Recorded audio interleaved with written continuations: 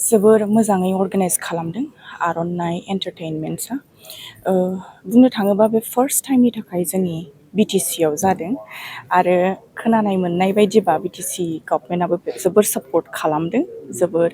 गोजोननाय मोनदों बेखौ मिन्थिनानै आरो आंबो एज ए जाज हिसाबै दिनै बेयाव फैनानै गोबां टेलेन्टेड गथ'फोर नुफैदों जाय माने गोबां दाब दाब जायगानिफ्राय फैदों खालि क'क्राझारनिल' नङा गासैबो आसामनिफ्राय बेयाव फैजोबदों बिथांमोनखौहाय नुफैनानै बिथांमोनजोंहाय इन्टारेक्ट खालामनो मोननानै आं जोबोर मोजां मोनदों एक्सपेक्टेसन खालामनो हायो माबायदि जाहैगोन बिथांमोना गोबां मोजां मोजां गथ'फोर ओंखारबाय जोंनि जायगायावबो बुंनो थाङोबा बिसोरो दा बेयाव देरहायोब्ला बिसोरो मिस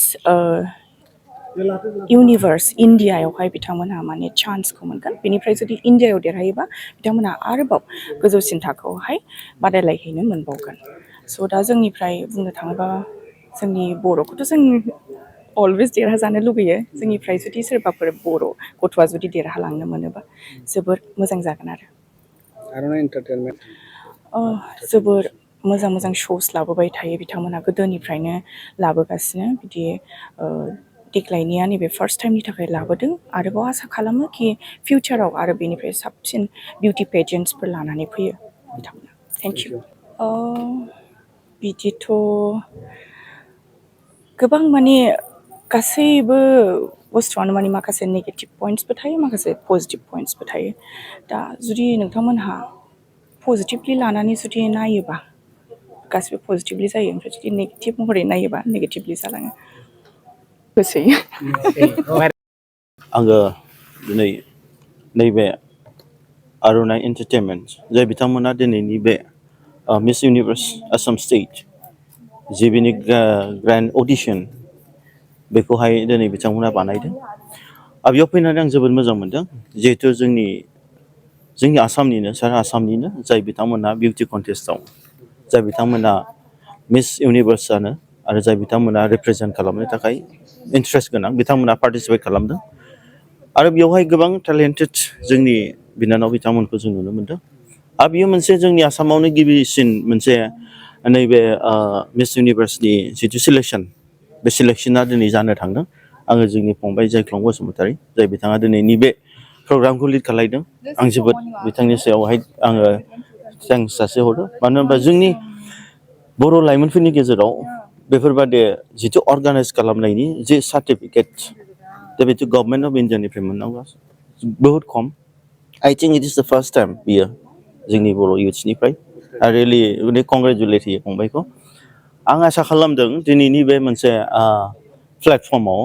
जितु जोंनि स्पेसियेलि जोंनि लकेल इउथ्सफोर एबा आसामनि जाय बिथांमोना इन्ट्रेस्ट दं बेयाव पार्टिसिपेट खालामनो हानायनि जि मोनसे परिबेस फैदों जोबोद मोजां आरो आं आसा खालामदों फैबाय थानाय समावहाय जाय बिथांमोनहा बिउटि कन्टेस्टआव इन्ट्रेस्ट दङ बिथांमोनहा बेफोरबायदि लकेलावनो जिहेतु पार्टिसिपेट खालामनानै जितु आसामनि जे मिस इउनिभार्स सिलेक्सन जागोन आरो बेनिफ्राय जाय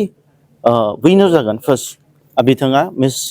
इन्डिया इउनिभार्स रिप्रेजेन्ट खालामगोन आरो बेनि उनाव इन्डिया रिप्रेजेन्ट खालामनो हागोन फार्दार बिथांमोना मोजां भाबै पार्टिसिपेट खालामनानै साक्सेस जायोब्ला दा बेफोरबायदि जोंनि इउथ्सफोरा जोंनि फेशन श' एबा जाय इन्ट्रेस्टेड दं बिथांमोना जितु बिनि गेजेरजोंबो माखासे जोंनि ससाइटि एबा जोंनि हारिखौ एबा जोंनि ओनसोलखौ रिप्रेजेन्ट खालामनो हायो आरो गोबां माने नेसनेल लेभेलाव इन्टारनेसनेल लेभेलाव थांनानै जितु ग्रेट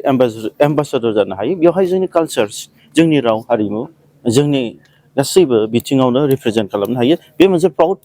फिलिंस मोनसे जोंनि ससाइटिल' नङा जोंनि ओनसोल आसामनि एबा हादोरनि थाखाय मोनसे माने ग्रेट मोनसे अपरचुनिटि एबा मोनसे मुभमेन्ट फैगोन आरो बेयाव आं आसा खालामदों जिहेतु आसा इउथ लिडार्स हिसाबै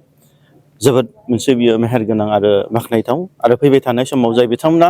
दिनैनि बे हाबाफारियाव कन्टेस्ट खालामदों साक्सेस जागोन आरो 23 एप्रिलावहाय बेयो मोनसे ग्रेन्ड माने फाइनेल अडिशना चिराङाव जानो थांदों आसा खालामदों बयबो जाय जोंनि बिनानावमोनखौहाय फैबाय थानाय जितु बिउटि कन्टेस्टआव जाय माने सापर्टिं होगोन बिथांमोना फैनानै पार्टिसिपेट खालामगोन गोजोन्थों जोंहा दिनैहाय माने miss universe Assam miss universe आसामनि ग्रेन्ड अडिशन जागासिनो दं क'क्राझार बड'फा कालचारेल कमप्लेक्सआव दा मिस इउनिभार्स आसामनिफ्राय दिनैहायनि ग्रेन्ड अडिशनाव जाय माने केन्डिडेटआ बेस्ट जागोन बेखौ जोङो ग्रेन्ड फाइनालनि थाखाय सेलेक्ट खालामगोन ग्रेन्ड फाइनालिया जागोन जोंना बङाइगाव सापागुरि आरसिसि अडिट'रियाम हलाव दा जायफोर केन्डिडेटफोरा गोसो गुदुं एबा अफलाइन अडिशनाव गोजाननि थाखाय फैनो हायाखै जों बिथांमोनखौ अनलाइन अडिशनबो लाबोनाय जागोन जाय बिथांमोनहा गोसो गुदुं जों कन्टेक्ट खालामनानै अनलाइन अडिशनबो होनो हागोन आरो दा बेनोसै दिनै जोंनाव 30+ पार्टिसिपेन्टफोरा दंफैयो बुंनो थाङोबा जोंनाव दं गसाइगाव क'क्राझार बाक्सा चिरां उदालगुरि ओमफ्राय आपार आसामनिफ्राय जोंनाव दंफैयो दिखियाजुलि सनितपुर कार्बि आलं गलाघाट गोबां डिस्ट्रिक्टनिफ्राय दंफैयो आरो दिनै ग्रेन्ड अडिशनाव